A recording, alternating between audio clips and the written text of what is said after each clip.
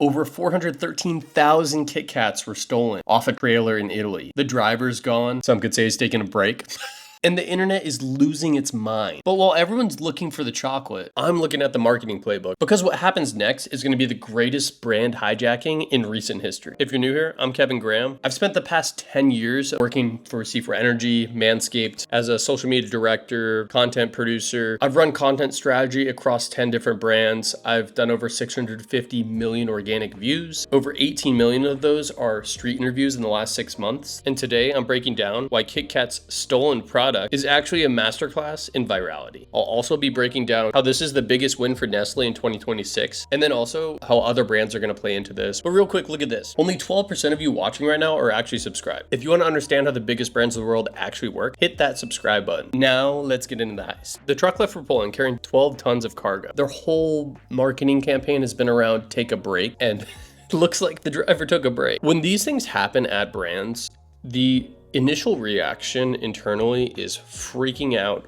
Oh my God, this is the worst thing that's ever happened. Just like when you're thinking about stocks, when there's a lot of risk at stake, there's also so much potential. It's why people buy low on stocks. Nestle, I haven't heard about them from a marketing sense in a long time. You see their ads once in a while. Sometimes I see a good out of home. They have so many eyes on them now. They have millions and millions and millions of free impressions. So now internally, the company's freaking out. But I think the most important thing is figuring out the right response. It doesn't mean you need to be quick. The thing people get wrong is they want to be the first ones to it.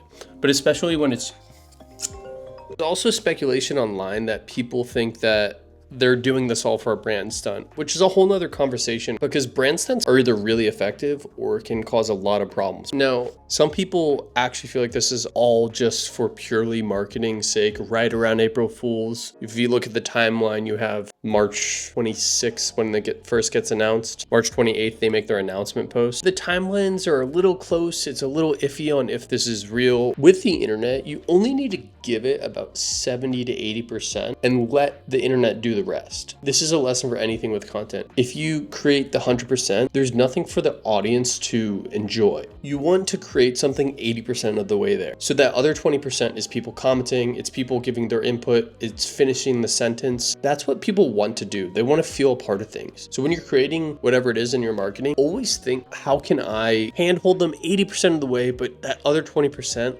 let them finish it off. I'm gonna turn this thing on.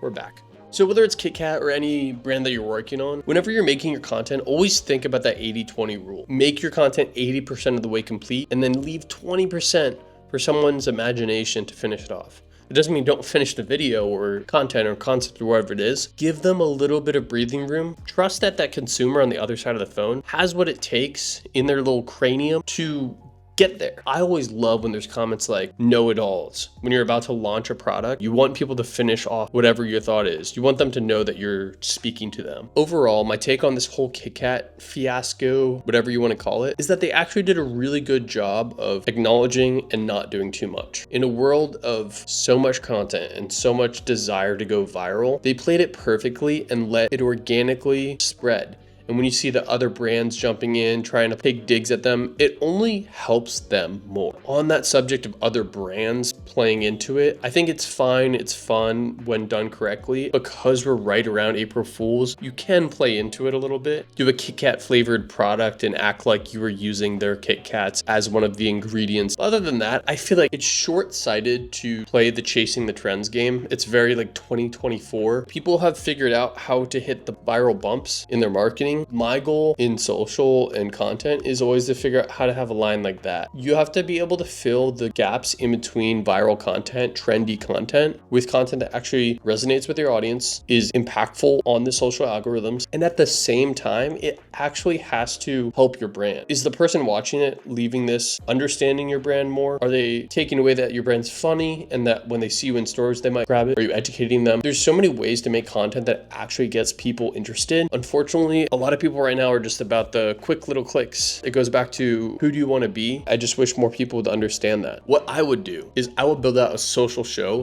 based off of this moment. Everyone already knows about it. There's a huge total addressable market of people who know KitKat, and now they know that this happened. It's all over the news. It's all over social media. I would build out a mini series, 5 episodes. So you play into the characters. The driver's a character. Whoever conducted the heist is a character, and you play it from both sides. The driver's taking a break. It leans into their already established marketing. And you also have the robbers from the heist who are stealing your products. It's so good. When you drop a couple episodes, just leaning into those characters, you're just basically stealing free views. I would even look at casting someone from a heist movie, pull back to like Italian Job or one of those classics. And instead of gold bars, it's obviously Kit Kats. Film it in the style of the heist movie. Bring back a old familiar face and you run that as a campaign. It shows that Nestle and Kit Kat can make fun of themselves. Just such an important thing as a brand. You can't take yourself too seriously. There's times to take the brand seriously and there's times not to. So I would launch that 3 to 5 episodes on Instagram, TikTok, YouTube. If you want to make it into some big brand campaign, you can. I don't think it's necessary. At the end of the day, this KitKat heist proves one thing. Demand is the best security. Whether it was a heist or some publicity stunt, KitKat has found a way to turn $1 million